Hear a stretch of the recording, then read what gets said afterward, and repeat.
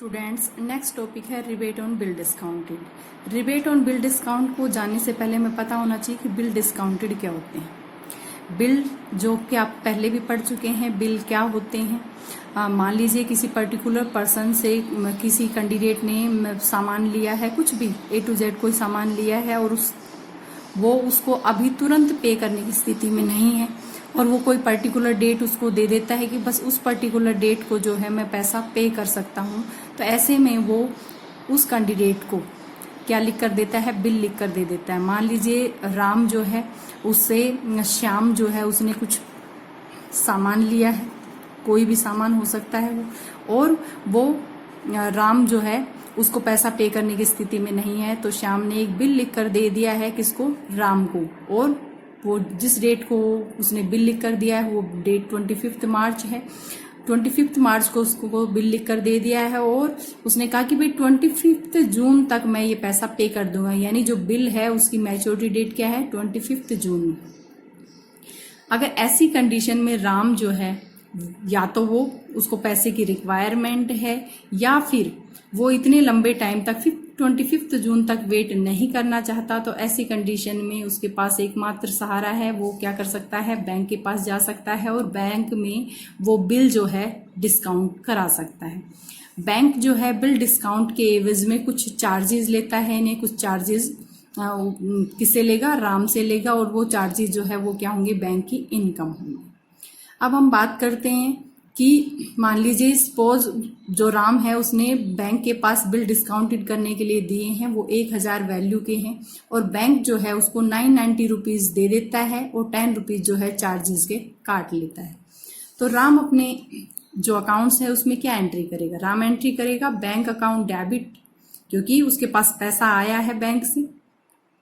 Bank account debit to discount account debit. Discount account हमने यहाँ debit क्यों किया है, क्योंकि ये चार्जेस उसके कट गए हैं, उसका लॉस है ये राम का।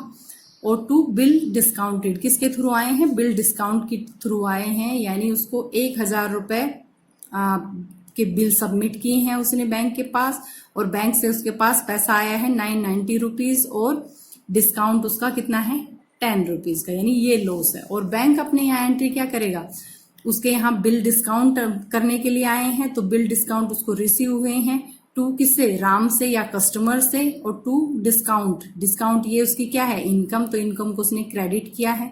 तो 1000 रुपए यहाँ उसने बिल डिस्काउंटेड में दिखाए राम के अकाउंट या कस्टमर के अकाउंट जो है राम का ही अकाउंट है, 990 रुपीज दिखाए और 10 रुपीज यहाँ दिखाए। अब हम बात करते हैं कि ये जो 10 रुपीज है, इस 10 रुपीज को किस तरीके से चार्ज करेगा, यानी ये जो डिस्काउंट की 10 रुपीज है इसको किस तरीके से चार्ज करेगा, यानी जो फिनेंशियल ईयर है उसमें कितना चार्ज करेगा और बाद का जो टाइम पीरियड है उसमें किस तरीके से चार्ज करेगा। तो यहाँ हम बात करेंगे इसकी, तो ये हमेशा प्रोपोर्शनेट बेस पर ही चार्ज होता है। ये पूरी अमाउंट जो है हमने एक बार क्रेडिट जरूर कर दी है, लेकिन ये पूरी की पूरी अमाउंट जो है वो कमाई नहीं गई है, यानी ये सिर्फ इस फिनेंशियल ईयर में कितना दिखाएगा, 10 रुपीज में से जो इसके हिस्से में आएगा। लाइक अगर 25 मार्च को ये बैंक के पास क्या आए हैं, बैंक के पास ये बिल रिसीव हुए हैं और फिनेंशियल ईयर कौन सा चल रहा है, 31 मार्च 2018 का चल रहा है, तो मार्च जो है ये क्लोज हो जाएगा। मार्च के बाद देखिए 25 मार्च के बाद डेज कितने बचे हैं मार्च में, 25 के बाद 26, 27, 28, 29, 30 और 31, टोटल कितने डेज, 6 डेज बचे हैं। यानी 6 डेज जो है, ये 6 डेज की अमाउंट जो है 10 रुपीज में 6 डेज की अमाउंट जो है वो इस फिनेंशियल ईयर में दिखाई जाएगी और बाकी की जो अमाउंट है 10 रुपीज में से वो नेक्स्ट फिनेंशियल ईयर में दिखाई जाएगी। यानी ये इनकम जो है बाकी की वो कौन सी है, अनअर्न्ड इनकम है, जो उसने अभी कमाई नहीं है। और वो कब मैच्योर होगी, 25 जून 2019 को अगर मैच्योर हो रही है। तो आगे देखिए मार्च के बाद कितना टाइम पीरियड बच गया, मार्च के बाद अप्रैल, मई, जून, 3 हो गए ना, तो अप्रैल के 30 डेज, मई के 31 डेज और जून के 25 प्लस में 3 डेज हमेशा ग्रेस टाइम मिलता है, तो ये 3 डेज ग्रेस के हो गए। तो ये कितने डेज हो गए टोटल हमारे पास, ये हो गए 30 + 31 और 28, 30, 31 प्लस 28, ये हो गया 6, 7, 8, 9, यानी 89 डेज जो है, 89 डेज कौन से डेज हो गए, 89 डेज की जो टाइम पीरियड है, 89 डेज का जो वैल्यू है 10 रुपीज में से, वो इस फाइनेंशियल ईयर में नहीं दिखाई जाएगी, वो नेक्स्ट फाइनेंशियल ईयर में दिखाई जाएगी 10 रुपीज में से। यानी जो 6 डेज की इनकम है वो इस फाइनेंशियल ईयर में दिखाई जाएगी, और बाकी की जो अमाउंट है वो नेक्स्ट फाइनेंशियल ईयर में दिखाई जाएगी। यानी 89 डेज की जो 10 रुपीज पे इनकम निकालेंगे, 89 डेज की जो इनकम निकालेंगे 10 रुपीज टोटल है, तो ये टोटल जो है ये 10 रुपीज है। ये तो हमारे पास क्या हो गया, बिल डिस्काउंटेड की अमाउंट आ गई, यानी डिस्काउंटेड इनकम कह सकते हैं हम इसको। टोटल यानी 25 मार्च से 25 जून की जो अमाउंट है ये 10 रुपीज है टोटल। तो ये अमाउंट हमारे पास क्या, कौन सी अमाउंट कहलाई जाएगी, बिल डिस्काउंटेड अमाउंट कहलाई जाएगी। और जो बाद की इनकम है, यानी ये 89 डेज की जो इनकम है, ये रिबेट ऑन बिल डिस्काउंटेड कहलाएगी। जो हमने टॉपिक रखा है रिबेट ऑन बिल डिस्काउंटेड, यानी बिल डिस्काउंटेड अमाउंट जो है वो हमारी रिबेट ऑन बिल डिस्काउंटेड वो अमाउंट है जो इस साल हमने कमाई नहीं है, यानी अनअर्न्ड इनकम है, जो जिसकी ट्रांजेक्शन हम नेक्स्ट ईयर में करते हैं। ठीक है, तो ये 10 रुपीज भी इसी तरीके से प्रोपोर्शनेट बेस पे बटेंगे। 6 डेज का 10 रुपीज, टोटल 10 रुपीज है, इसमें से 6 डेज की इनकम जो है इस फाइनेंशियल ईयर में दिखाई जाएगी, और उसके बाद 89 डेज की जो इनकम है वो नेक्स्ट फाइनेंशियल ईयर में दिखाई जाएगी, जिसको हम रिबेट ऑन बिल डिस्काउंटेड कहेंगे। तो ये चीज आपको अच्छे से समझ आ गई होगी। अब इसको एक क्वेश्चन देखिए आप, इससे आपको अच्छे से समझ में आ जाएगा। वैसे इसमें से न्यूमेरिकल क्वेश्चंस नहीं आते हैं, बट कई बार 2 मार्क्स में क्वेश्चन पूछ लिए जाते हैं, तो ये आपको इतनी इन्फॉर्मेशन होनी चाहिए। यहाँ देखिए क्वेश्चन इलस्ट्रेशन नंबर फर्स्ट देखिए, 31 मार्च 2014 को सेंट्रल बैंक ऑफ इंडिया के पास कुछ बिल डिस्काउंट होने के लिए आए हैं, जिनकी टाइमिंग दे रखी है। डेट ऑफ बिल, किस डेट को बिल जो है लिखे गए हैं, यानी 10 जनवरी 2014, 15 फेब 2014, 22 मार्च 14 और 16 अक्टूबर 2013। अमाउंट दी हुई है हमारे पास, टर्म दे रखा है 4 मंथ, 6 मंथ, 2 मंथ और 5th मंथ, और रेट ऑफ डिस्काउंट दे रखी है 16%, 18%, 15 और 60%। कह रहे हैं नेसेसरी एंट्रीज कीजिए और इसको P&L में शो कीजिए। तो यहाँ हम किस तरीके से निकालेंगे, अब देखिए हमने 2 चीजें निकालनी है। एक तो हमने discount on bill discounted income निकालनी है, या हम कह सकते हैं डिस्काउंटेड इनकम निकालनी है, और दूसरी हमें निकालनी है या रिबेट ऑन बिल डिस्काउंटेड। तो ये किस तरीके से निकलेगी, जो टोटल इनकम है हमारी, देखिए 4 मंथ की टोटल इनकम है, 4 मंथ का टाइम पीरियड है, 4 मंथ की, 6 मंथ की, 2 मंथ की और 5th मंथ की, ये जो इनकम है ये तो हमारे पास टोटल इनकम निकलेगी। यानी ये डिस्काउंटेड इनकम कह लो इसको, या discounted on bill discounted income कह लो। ठीक है, और रिबेट की हमने निकालनी है। रिबेट की हमने किस तरीके से निकालनी है, ये जो आपका फाइनेंशियल ईयर चल रहा है उसके बाद की जो टाइम पीरियड है वो हमारा क्या होगा, rebate on bill discounted income निकलेगी। तो एक बार देखिए करके दिखाती हूँ मैं आपको।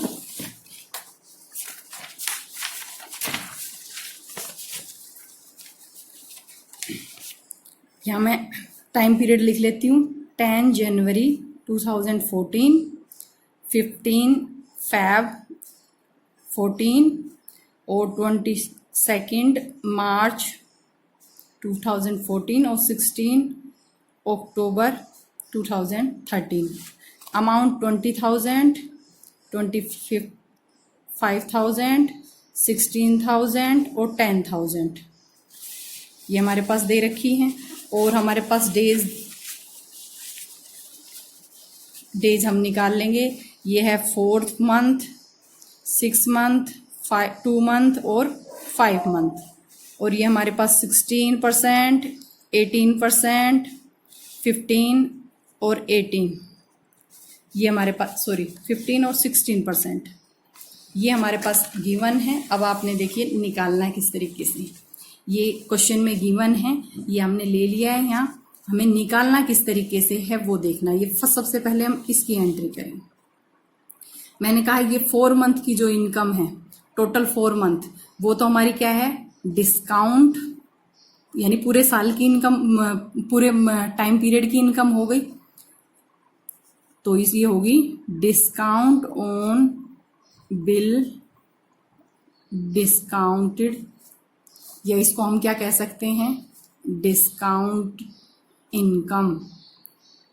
ठीक है, तो यहां निकालेंगे हम, किस तरीके से निकलेगी, ये 20,000 है, 16% है, और कितना मंथ है, 4 मंथ की है।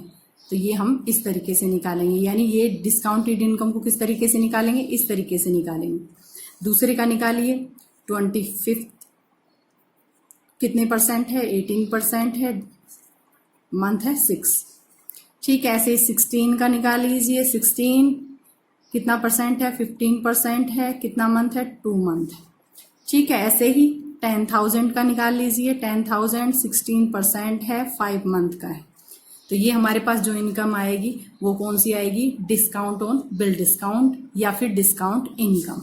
ठीक है, अभी हमने निकालनी क्या है, निकालनी है रिबेट ऑन बिल डिस्काउंटेड। ये इनकम किस तरीके से निकलेगी, ये हमने हमेशा जो financial year, current financial year चल रहा है उसके बाद का निकालना है। तो इसके लिए हमें किस तरीके से निकालना है, 10 जनवरी है पहला, 10 जनवरी का है, 10 जनवरी, यहाँ 10 से कितने मंथ का दे रखा है, 4 मंथ का दे रखा है। 10 जनवरी से 10 फरवरी, 10 फेब से 10 मार्च, 10 मार्च से 10 अप्रैल, कितने मंथ हो गए, 1 2 3, और 10 अप्रैल से 10 मई, ये हो गए 4 मंथ। ठीक है, 4 मंथ तक का निकालना था। अब यहां देखिए, ये हमारे पास टाइम पीरियड है, मार्च तक का, कितने, मार्च तक के बाद का हमने रिबेट के लिए लेना है, ये इस फाइनेंशियल ईयर में रह जाएगा। मार्च के बाद का लेना है, मार्च के बाद का देखिए ये हमने निकाला, इस तरीके से निकाला है, ये हमें पता चल जाए कि भाई जो हमारी ग्रेस टाइम पीरियड के बाद हमारा जो टाइम है वो कितना रहेगा, इसलिए हमने ये इस तरीके से 10 10 10 करके निकाला है। ठीक है, 10 में प्लस में 3 डेज जो है वो किसके हैं, ग्रेस के हैं। तो यहाँ 13 हो गया हमारे पास टोटल। अब ये देखिए, मार्च के बाद अप्रैल पूरा मंथ है, अप्रैल में कितने डेज होते हैं, 30 डेज होते हैं। उसके बाद मई में 31 डेज होते हैं, और लास्ट में क्या है, एक सेकंड रुकिए, मार्च हो गया, मार्च खत्म हो गया पूरा। मार्च के बाद अप्रैल पूरा रह गया, अप्रैल में 30 डेज, अप्रैल का बाद मई पूरा नहीं है ना, मई में कितने हैं, 13 डेज है ओनली, तो ये 13 डेज लेंगे ना, 13 डेज ले लिए, तो ये हमारे पास क्या आ गया, 43 डेज। तो 43 डेज का निकालेंगे, हमारे पास 20,000 था, और ये रेट ऑफ परसेंटेज 16 था, और हमने कितने डेज का निकालना है, 43 डेज का निकालना है, 365 डेज करके। तो इस तरीके से हम ये अमाउंट निकालेंगे, सबकी इसी तरीके से निकालेंगे। नेक्स्ट देखिए, नेक्स्ट हमारा क्या था, ये 15 था हमारा, 15 फेब था, और ये कितने मंथ दे रखा है, 16। तो फेब से 15 मार्च ऐसे ले लेते हैं एक बार, फेब के बाद मार्च के बाद अप्रैल के बाद मई के बाद जून के बाद जुलाई के बाद अगस्त। यहाँ देखिए 15 ले लेते हैं सारे, ताकि हम ग्रेस टाइम देखें। आप देखिए 15 फेब से मार्च तक 1 महीना, 2 महीना, 3 4 5 और 6 मंथ हो गए हमारे कंप्लीट। यहाँ 15 डेज है, अगस्त 15 प्लस में 3, यानी मैच्योरिटी डेट क्या है, 18 अगस्त। ठीक, अब हमने यहाँ निकालना है मार्च के बाद का टाइम पीरियड लेना है। मार्च यहाँ खत्म है, मार्च के बाद अप्रैल हो गया, अप्रैल में कितने डेज हैं, 30 डेज। अप्रैल के बाद मई 31 प्लस में जून 30, जुलाई 31, और अगस्त में कितने हैं, 18 डेज। तो ये हमारे पास टोटल कितने हो गए, टोटल डेज कितने आ गए हमारे पास, ये टोटल डेज हमारे पास आते हैं 140 डेज। तो इससे हम निकाल लेंगे अमाउंट हमारी कितनी थी, अमाउंट थी 25,000 इन 2 में परसेंटेज रेट ऑफ 18% और डेज क्या है 140 डेज 365 से निकल जाएगा। इसी तरीके से नेक्स्ट देखिए, नेक्स्ट एक बार और देख लीजिए। ये हमारे पास क्या है 22 यानी 22 मार्च है हमारे पास, और मार्च के बाद हमने दे रखे 2 मंथ यानी मार्च से अप्रैल और अप्रैल से मई, यानी 22 मार्च से 22 अप्रैल तक 1 महीना हो गया और 22 अप्रैल से 22 मई तक 2 महीने हो गए। ठीक है, और 22 मई के अंदर 3 डेज और ग्रेस के हो गए, 25 डेज हो गए हमारे पास टोटल। तो यहां देखिए, ये हमने मार्च था, मार्च हमारे यहाँ 22 मार्च यानी लास्ट ही था। मार्च के बाद हमारा कितना बच गया ग्रेस, ये तो निकाल लिया हमने। मार्च खत्म, इस तरफ की इनकम जो है वो करंट ईयर में आ गई, बाकी जो है रिबेट ऑन बिल डिस्काउंट में चली गई। मार्च के बाद का देखिए अप्रैल, अप्रैल में कितने दिन हैं 30 और मई में कितने हैं 25, तो कितने हो गए 55 डेज। तो ये निकालेंगे हम क्या 55 डेज का, यानी 16,000 इंटू रेट ऑफ परसेंटेज 15 और कितना 55 का 365 से, तो ये अमाउंट हमारी आ गई। इसी तरीके से जो नेक्स्ट अमाउंट है वो 16 अक्टूबर 2013 है। जब 16 अक्टूबर है तो ये मान के चलिए कि जो है करंट ईयर जो है उसमें इसकी अमाउंट नहीं आएगी। करंट ईयर में इसलिए नहीं आई क्योंकि मार्च जो है वो नेक्स्ट फिनेंशियल ईयर में आ रहा है और ये नेक्स्ट फिनेंशियल ईयर के बाद की ही अमाउंट जो है वो रिबेट ऑन बिल डिस्काउंट में जाएगी। तो यहाँ हमारे पास इसकी अमाउंट जो है वो नील है, यहाँ इसकी अमाउंट हमारे पास रिबेट ऑन बिल डिस्काउंटेड की नहीं है। तो ये ध्यान रखना है। हमने देखिए चेक कर लीजिए एक बार, हमने ये चीजें निकाल ली हैं। ये जो अमाउंट हमारी आई है टोटल इनकम की आ गई, यानी 4 मंथ 6 मंथ 2 मंथ और 5 मंथ की हमने निकाली थी, वो अमाउंट आ गई। ये जो है ये हमारी रिबेट ऑन बिल डिस्काउंट की अमाउंट है। और हमने क्या किया, इस अमाउंट में से जो टोटल इनकम जो हमारी आई थी उसमें से हमने जो इनकम हमने कमाई नहीं है यानी रिबेट ऑन बिल डिस्काउंटेड की अमाउंट को लेस कर दिया, तो जो अमाउंट आएगी वो हमारी किस में ट्रांसफर होगी, प्रॉफिट एंड लॉस अकाउंट में ट्रांसफर हो जाएगी। और रिबेट की जो एंट्री करेंगे, रिबेट की एंट्री क्या करेंगे, रिबेट की एंट्री करेंगे discount account debit to rebate on bill discounted, कितनी अमाउंट से 2465 से। तो इससे क्वेश्चन तो आते नहीं है, बाकी आप ये एंट्री जो है पूछ ली जाती है, 2 मार्क्स में कोई एंट्री दे देते हैं, तो ये आपको आनी चाहिए, आप निकालने की कोशिश करें।